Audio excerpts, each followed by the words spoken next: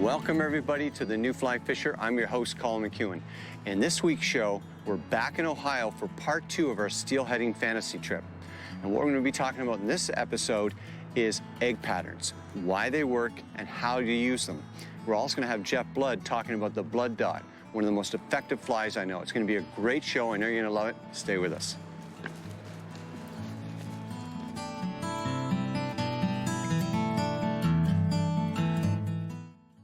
November is my favorite time of year, and you may ask why.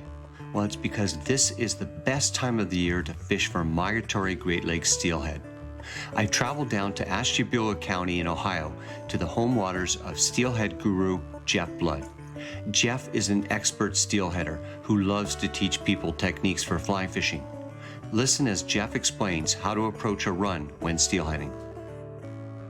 What I'm doing right now is I'm prospecting or reading the water to determine where I think the fish are going to be laying. And there's a couple of dark spots here close to me. So before I wade into the river, I actually throw a couple of lines into this water that might hold a fish up close to the bank. And a lot of guys make a mistake by wading right into the river, and they just push their fish out that are sometimes easy fish to catch. And then I'll move in, as I'm going to do right now, to where I think the sweet spot of the pool is. It'll hold the most fish. That spot over on the other side is deeper. There's a ledge out there, and because of that structure, it's just the optimum place for the fish to be.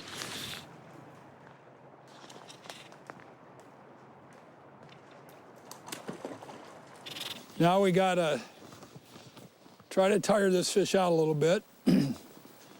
What I find is that the egg has been fishing less than the white zonker. The white zonker is about 5 to 1 maybe on takes in this type of water condition. And I've just got to get this fish up here close to me. Try to get my indicator up to the top. When I get my indicator to the top, I'm going to reach back. I'm going to pull my net off my back. I'm going to flip it out.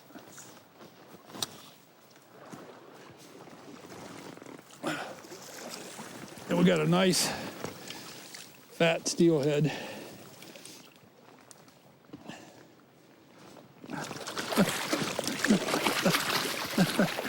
Quick release.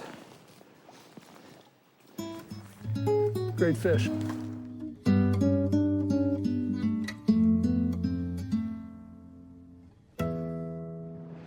So the 4 elements of imitation are really important for catching fish. The 4 elements are size, color, silhouette, and behavior. When it comes to the egg pattern, and I look at size first, an average trout egg or steelhead egg is 5.2 millimeters. As far as silhouette, the eggs are round. And so I attempt to build my egg at least elliptical and round and not distort that pattern. So no matter what angle the fish sees it from, it looks round to them. The eggs are in the orange to yellow category, mostly orangish yellow. And some eggs have a very distinct yolk inside and a lighter albumin around it with a lot of contrast. Other eggs don't have that, they're one solid color. The behavior of the fly is real simple. It's controlled by how the fly is tied and how it floats in the water, and then how the fisherman presents it.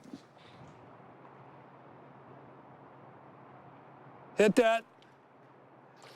Oh, that's even one. Bigger. That's a bigger fish. Oh my goodness, look at this thing. Whoa.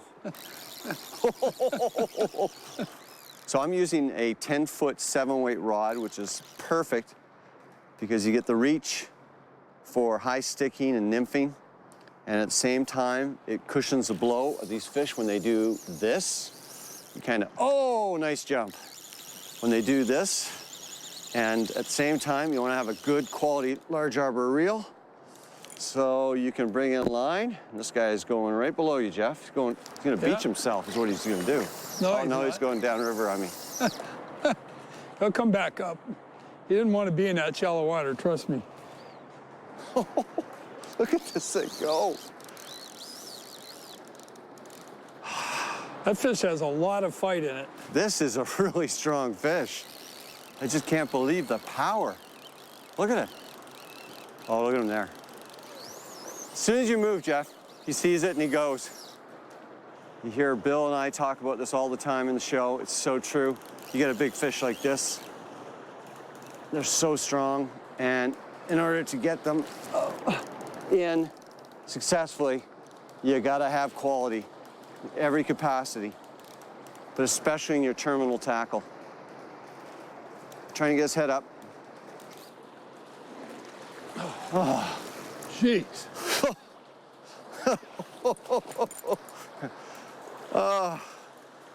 Now that was a battle. He used the current. Look how fat that fish is. That is a big fish. That's incredible. Let him go. Oh, that's incredible. Look at that. Whoa. Thank you, sir. You're welcome. That was a battle royale.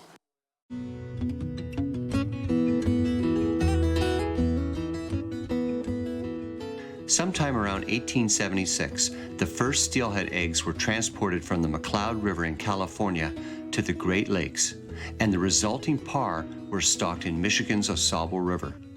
This initial stocking turned out to be a huge success, and soon after, Ohio, Wisconsin, New York, Pennsylvania, and Ontario-based sportsman groups began to follow suit with their own stocking programs. By the 1960s, the steelhead had truly taken hold and now occupy all 5 of the Great Lakes. This provides sport to anglers well beyond what anyone involved in the initial planting could have hoped for. So Jeff, this is a spot I think a lot of people walk by. I mean, I would have walked by it, but you've taught me a lot about looking for these types of spots. Can you explain what we're looking at and why the steelhead will be here? Sure. I don't know if you noticed, Colin, that there's a dark spot right there coming off of the lighter colored shale, and that normally means that the water is deeper. And if you notice, it arcs around, so there's a ledge right there, and if you look over there you can notice a big deep rock. Well, they like structure, they need a little sanctuary, and often as they're coming up through that big long riffle, you know, they expend a lot of energy. They come up and they drop into a spot like this, and they'll pull up against those ledges and lay there, and they're there, and guys just walk by. They should be fishing to it. And we're talking 3 feet of water, maybe. It's about 3 feet, maybe not even that deep, but it's, you know, why don't we give it a try and see what's out there? There you go. And he was right over here, wasn't he? Yeah. That's a big fish. Yeah, it is. Good job keeping him out of the timber. Okay, I'm gonna bring him to you. I'll pull the rod right over your head. Okay. And you take him head first.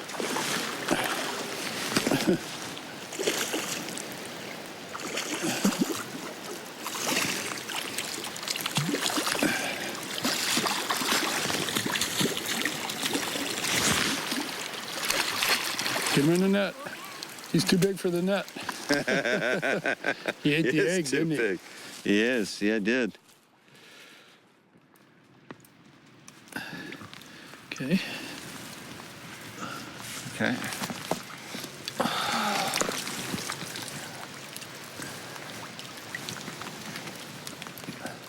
What do you say? 8 to 10?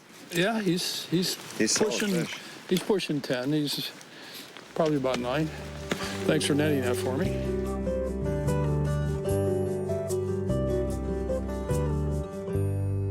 My rig is a 9-foot to a 10-foot leader from the tip of the rod down to about the end of the rod. This is a 10-foot 3 rod. And my on the end of the leader, I tie on an egg pattern. In this muddy stained water, I'll fish a bigger and a brighter fly. And then behind that, I will tie the white death white zonker anywhere from 2 to 3 feet away from the first fly. And then above that, 12 to 16 inches is my split shot. And the split shot is something that every fisherman needs to consider and vary the amount of weight that they have on their line. And as you're looking at the water, You have to judge the depth and the speed and then adjust your split shot accordingly. And you need to be ticking the bottom, bouncing off the bottom, hanging up and losing flies every once in a while in order to be successful in this fishing with this method.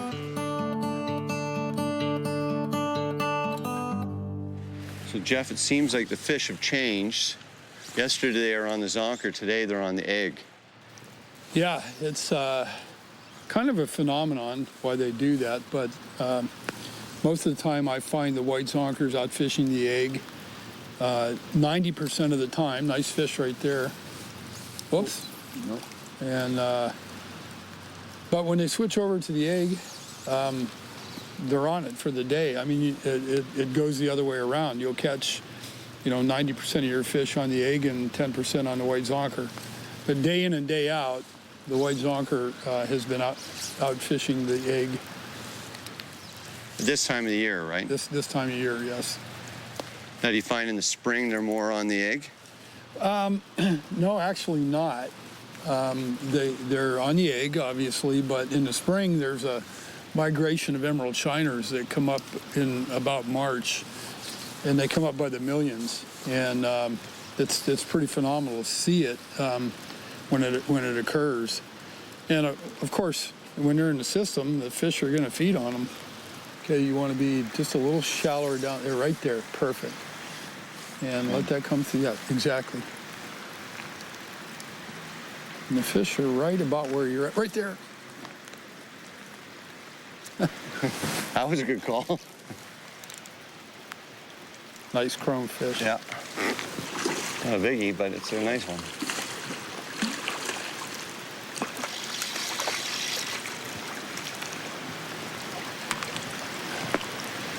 Took the egg again also. Oop. Get her head first. Oh, nice. Didn't get him. Nice. Want the forceps here? They're eating the egg. Yeah, I'll just pop it. No, it fell out already. Yeah, okay. Fish.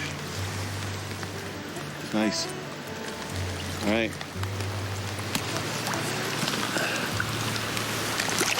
Let's do it again.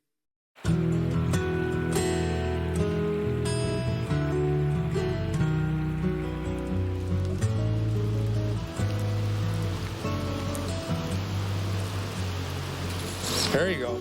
That's a singing fish there. Do you see that thing? Yep, it did. In fact, I'm going to step up to where you are. Oh, boy, watch your rod up. Now, what's interesting, that actually felt like a snag when he hit. He just thumped, Yeah. just stopped, and then Yeah, it didn't move. And then I when felt you the head prick 'em, shakes. when you prick them, they just Yeah. take off. Looks like a fairly heavy fish here. No, that's not that He's big. not bad. He's not So a he huge took the one, egg, but he's too. not a... Yeah, he ate the egg, see? I mean, isn't that incredible? They're on the eggs today. But that's where that versatility you were talking about is so important. Well, that's why, right, you fish the double rig because, and it's the top fly. Most of the time we're catching them on the bottom fly, Yeah. and then this time all of them are on the top. I think he's gotten wrapped. Yeah, Look at him. that's the problem with a double rig is, oh, he's There he off. goes. Okay, he unwrapped.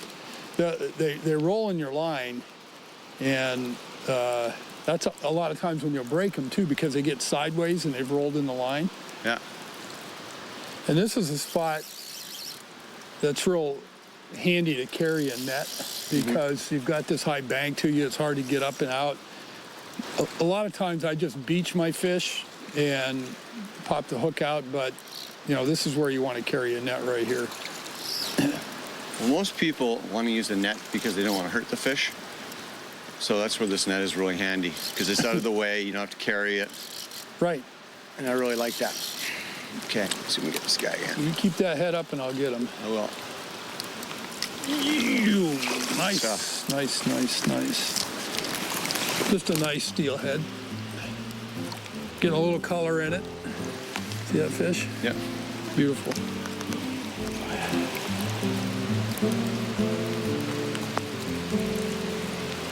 Land that fish first. Yeah. You know what he took, I think? The zonk. That was the same as the other one. I let it swing, And then I could see it just slightly move and fish on.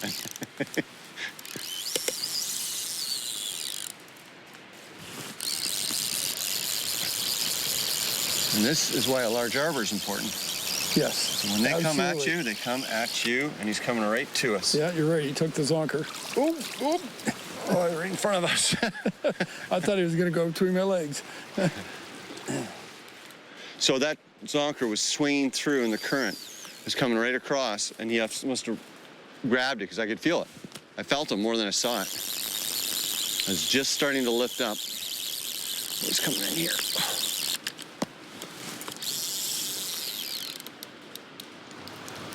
See if we can get him here now.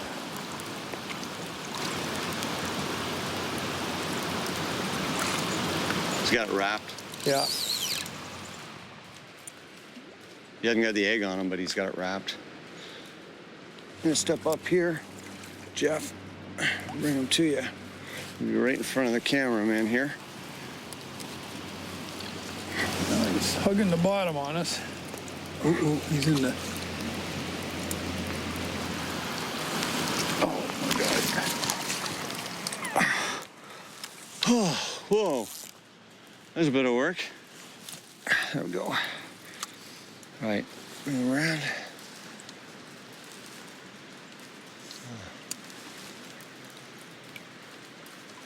That fish has been in the water for a bit. Yeah, he's been around for a while. There you go. Thanks.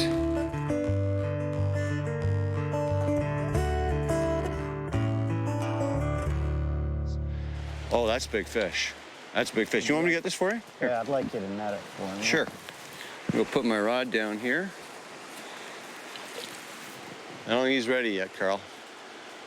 Tell you what, I'll go out in the rock here a bit. Okay. You're gonna bring him up, head up, when you get a chance. Just keep him away from those rocks. Beautiful. Beautiful fish. Whoa, look at that. It fills the net. Isn't that incredible? Beautiful fish. Okay, and it looks like it took your egg pattern. So, They did. We're fishing with the blood dot and the white zonker. well done. This is why you want to come into this area. Big fish like this. I'm just gonna have to grab the hook right there. Forceps. Real important to bring the forceps because a lot of these egg patterns are very small. Beautiful. That's probably 8 to 10 pounds, I'd say. Yes, it is. That's a beautiful Lake Erie coming up the Ashtabula River. Already ready to go. Look at that. That's what it's all about. Right between my legs. There we go. Look at that. Little tiny egg pattern. Blood dot.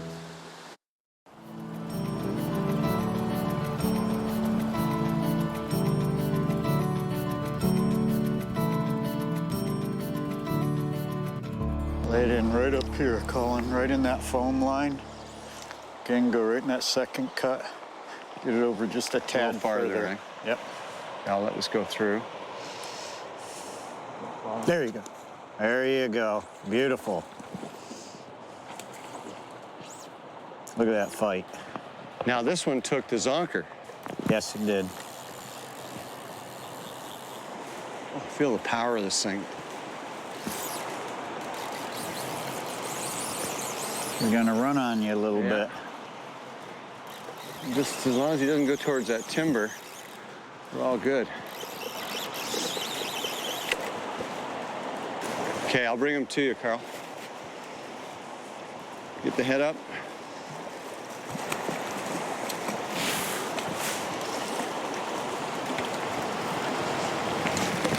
Good. Oh, nice. Another Good job. beautiful steely. Good job.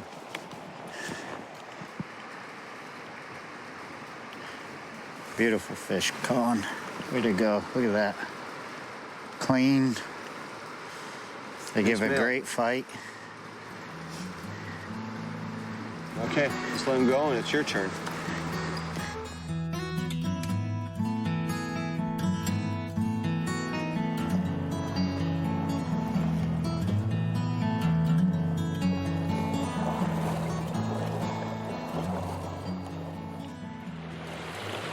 Okay, let's go.